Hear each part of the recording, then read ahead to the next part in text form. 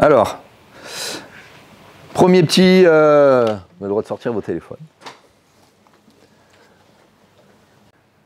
En 2, 3 adjectifs, comment décrirais-tu ton style d'éducateur? C'est quoi votre style vestimentaire? C'est pas ça, mais plutôt la manière dont vous êtes, dont vous vous comportez, ou ce que vous kiffez quand vous êtes sur le terrain avec les gamins. Je suis le caporal. Passionné, dynamique et passionné. Parfait, très bien. C'est toi, Camille. T'as mis une coquille, toi. Si, il rigole, il est comme ça. Elle arrive, elle arrive. Cool, bienveillant, positive.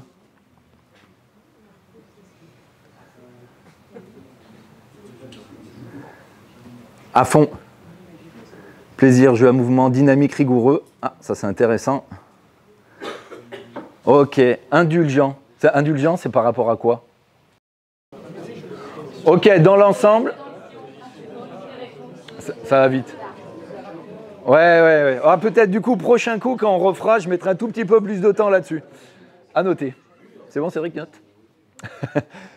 Du coup, par contre, ce qui est intéressant, c'est que finalement, dans l'assemblée, on va passer beaucoup de temps, lorsqu'on est avec les gamins, finalement, leur proposer des situations vraiment jouées.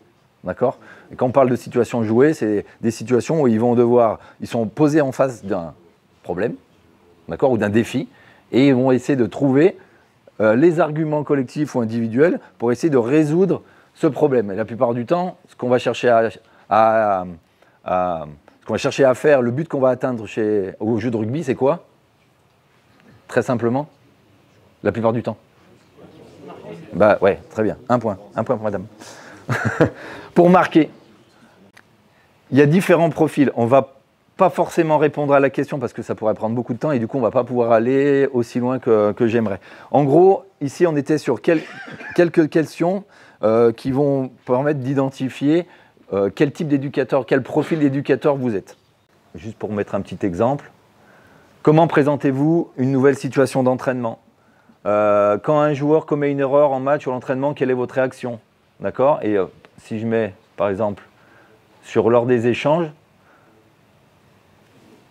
c'est moi qui parle le plus, j'apporte des consignes et les corrections. C'est-à-dire que voilà, je parle.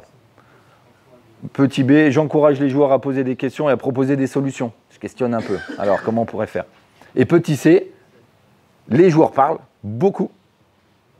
Et ils partagent un peu leurs émotions, leurs réflexions. Et éventuellement, je les guide si nécessaire, mais en tout cas, j'essaie de trouver des mises en situation où je vais les amener à faire ça. Quels seraient pour vous, juste au travers de ces petites questions, les différents profils d'éducateurs qu'il pourrait y avoir, qui existent, que certainement vous êtes? Ouais, un éducateur directif, bam, caporal, fait ça. Ça peut être quoi d'autre? Ouais, donc on va essayer de partager, collaborer. Ouais, plutôt acteur, vous faire rendre les gamins acteurs. Différents profils. Le dirigiste, d'accord? Donc c'est l'éducateur qui veut tout contrôler, qui contrôle tout. Il explique, il montre, il corrige, il décide. Le guidant, donc plutôt celui qui va amener à orienter les joueurs avec différents repères, qui va les questionner, tout en gardant un cadre clair, notamment les règles du jeu. Et le facilitateur.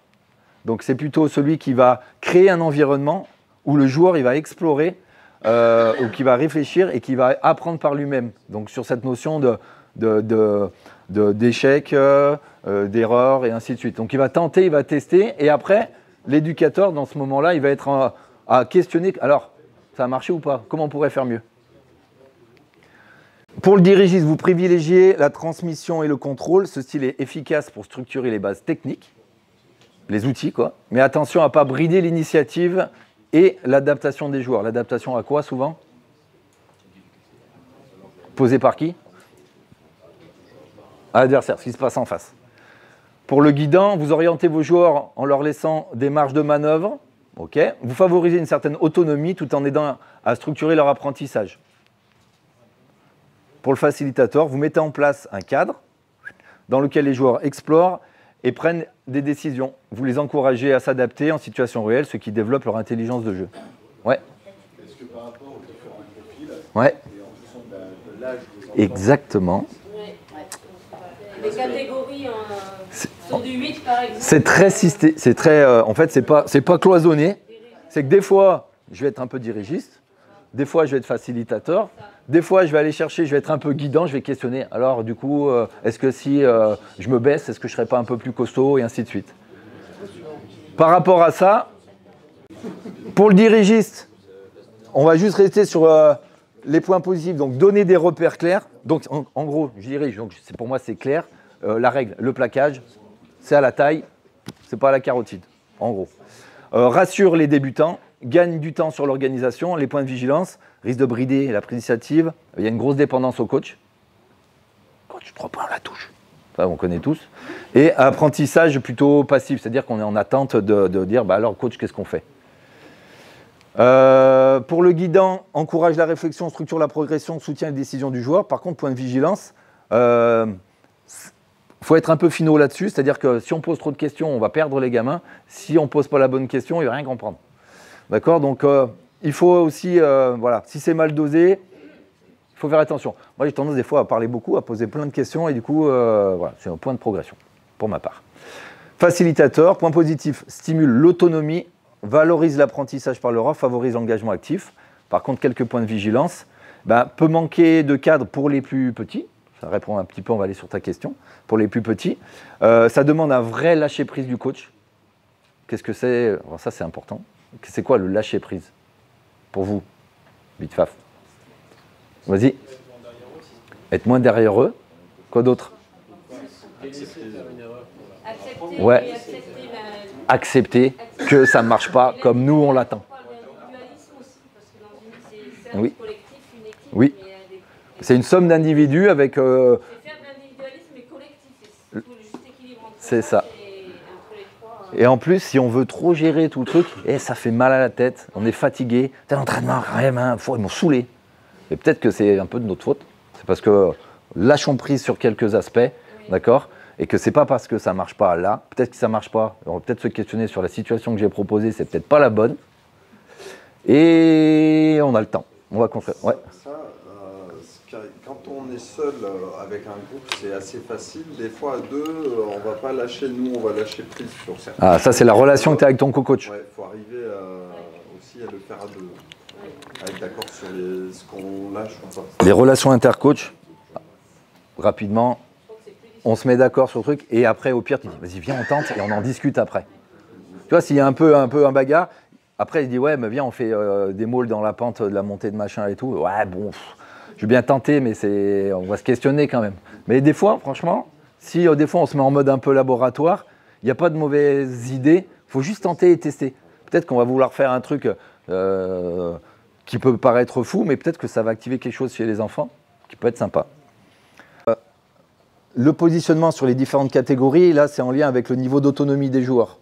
D'accord? Autonomie, être capable de faire des choses seul sans forcément qu'on nous aide. Donc, débutant dans la pratique, débute le jeu collectif, mais le moins de 8 a besoin de sécurité, un peu de cadre. En U10, il commence à décider, à comprendre des choses et à prendre plus d'initiatives. En U12, il est capable de juger, combiner des actions, d'accord, et éventuellement affiner, ajuster ses choix. En U14, c'est là où on doit vraiment développer l'autonomie, lire, être capable de lire RDF, c'est rapport de force, c'est en gros, on est dans la merde, on n'est pas dans la merde, et anticiper un petit peu le jeu, c'est-à-dire tout ce qui est sur la préaction et autres. Et du coup, on s'aperçoit que dans les postures, on va plutôt être dirigiste sur les petites catégories parce que les enfants, on a besoin de structurer le cadre, de les rassurer, de donner des repères clairs, d'accord? Et après, on voit que finalement, pour les autres, à éviter d'être trop rigide, d'être trop El Caporal voilà, sur les catégories où ils commencent à avoir un peu de bulbe, quoi. C'est-à-dire ils commencent à réfléchir sur leur activité et qui ils sont et pourquoi ils sont là et qu'est-ce que je veux et ainsi de suite. Mais par contre, il faut l'utiliser ça. Et c'est grâce à ça qu'on va réussir à aller chercher un petit peu les gamins et à en avoir le meilleur d'eux-mêmes et surtout qu'ils kiffent, quoi. Le guidant, un peu tôt de poser des questions, ils n'ont jamais joué au rugby. Alors, comment on fait la passe sur un pas et tout bon. On va orienter du coup sur quelque chose de simple, donner des exemples, d'accord, des feedbacks ouverts pour les U10, U12, donc donner des exemples, c'est montrer, démontrer, tiens, les copains, montrer un peu comment on fait. Et puis après, on va aller là-dessus. Après, par exemple, le facilitateur, c'est plutôt axé justement, on va construire l'autonomie, on va développer un petit peu, on va utiliser le fait que les gamins, ils sont en pleine réflexion, et ils veulent tenter des trucs, ils veulent vivre des choses sympas. Et du coup, on va aménager le contexte, l'environnement, pour faire apparaître déjà du jeu. Mais aussi, c'est de questionner, c'est qu'est-ce que vous avez mis en œuvre, quelles solutions collectives vous avez trouvées par rapport aux défis que je vous ai donnés. Les approches recommandées par rapport aux catégories. Donc là, on a dit plutôt dirigiste. Dirigiste et guidant de manière ponctuelle. On va être guidant un peu plus en moins de 10 ans et puis on va aller chercher un petit peu de manière progressive la notion de facilitation. Et après, ben voilà, on va aller chercher vraiment facilitateur dominant par rapport au 14 et après structurer, réfléchir avec les gamins. Qu'est-ce que du coup, juste ce petit concept, c'est des choses que je suis sûr on fait. Peut-être on ne va pas se poser la question, bon alors comment j'ai été ce soir, j'étais un peu trop dirigiste. Non, ça va être de se dire, voilà, comment est-ce que vous représentez, par exemple, si on fait à main levée, qui se sent plutôt dirigiste dans ses interventions, on va dire d'un point de vue global, hein. Ok, donc tu aimes bien que ça se passe, bam, on fait comme ça, tac, ok. Vas-y, vas-y. Bien. Là-dessus, je suis d'accord, mais c'est une histoire de maturité chez l'enfant et pas le groupe. En différent du niveau d'autonomie. Je suis en U10 et il y a des gamins en fait en première année qui au niveau de maturité ne sont pas là. On a besoin d'avoir ce cadre-là et d'être un peu dirigiste. Exactement. Besoin de cadre. Et ça, c'est pour ça que tout à l'heure tu posais la question sur le cadre. On voit que c'est hyper important. C'est comment vous aussi, avant de lancer les premiers jeux, quel cadre, comment vous construisez le cadre. D'accord ? Quelles sont les bases importantes à construire avec les enfants pour que ça se passe bien et qu'on passe plus de temps à faire plutôt qu'à écouter un machin ou à faire un rappel au cadre. Donc bien sûr, ça c'est important. Plutôt guidant, pose beaucoup de questions. Ouais. Après, j'ai quand même 10 millions de possibilités. Mais c'est normal. C'est normal. Et qui est-ce qui essaye d'être plutôt facilitateur, c'est-à-dire qu'on a l'environnement, d'accord, il y a les joueurs, machin, on a des ballons, on a des plots, il y a de l'herbe, il n'y a pas de l'herbe, il y a du terrain synthétique, il y a tout ce que vous voulez, il y a plein de choses, d'accord, et vous allez mettre en place des choses et voir comment ça se passe et comment ils utilisent ce que vous avez proposé dans l'environnement. Qui construit plutôt les choses. Ça va m'arriver, mais j'y travaille. Faut que je me dise, allez, là je vais le faire. Ouais. Ça me demande plus que d'être guidant. Ça demande aussi un travail de, comme on disait tout à l'heure sur le mode laboratoire, tiens, je vais faire un truc. Et surtout, après, on va en discuter avec les co-coachs, on va en discuter avec les enfants sur comment ils ont perçu ce jeu, la manière dont on a passé les consignes, et ainsi de suite. Ça, rapidement, comment basculer d'une posture à l'autre. Le groupe est en difficulté ou perdu, on revient à un cadre, on revient à quelque chose de plutôt dirigiste. Le groupe commence à bien enchaîner, c'est pas mal, commence à piger un petit peu. On va les accompagner, on va questionner un petit peu plus. Groupe autonome, dynamique, on va proposer, on va les mettre en situation et après on va juste identifier sur comment vous y êtes pris, comment on pourrait faire et ainsi de suite. Et après, ça stagne, implication baisse, on va essayer de varier les postures. Après ça, il y a quand même quelque chose qu'il faut prendre en compte, ça revient sur ce que vous étiez en train de dire, c'est qu'un bon éducateur navigue justement entre ces profils, selon l'âge des joueurs, et même on sait que dans notre catégorie moins de 10 ans, il y a différents profils, des enfants qui ont un développement plus ou moins poussé ou moins important. Voilà. Le niveau d'autonomie aussi, qui est important à prendre en compte. Et puis après, il y a notre contexte. Il fait moins 8000, on est à Villars-les-Dombes, dans la boue, là, sur le terrain honneur, machin. Et il y a les grenouilles qui sortent un peu de partout. On prend en compte ça. Donc, il n'y a pas un bon profil, mais une posture plutôt adaptée selon les besoins des joueurs et donc aussi à la réalité du terrain. Je vais passer là-dessus. Quand on construit nos situations d'entraînement, 3 points pour être sur quelque chose de plutôt dynamique, c'est contextualiser, c'est-à-dire être au plus près du jeu. Vous savez, des fois, mon histoire, là, mon gif là, avec le mec qui essaye d'enfoncer la porte, on fait des choses trop compliquées. D'accord ? Qu'on pense être une bonne idée, avec des plots de partout, 10 000 consignes, machin, toi, tu n'as pas le droit de faire ci, de faire ça. Et du coup, on s'en sort, on est trop loin de la réalité du jeu. D'accord ?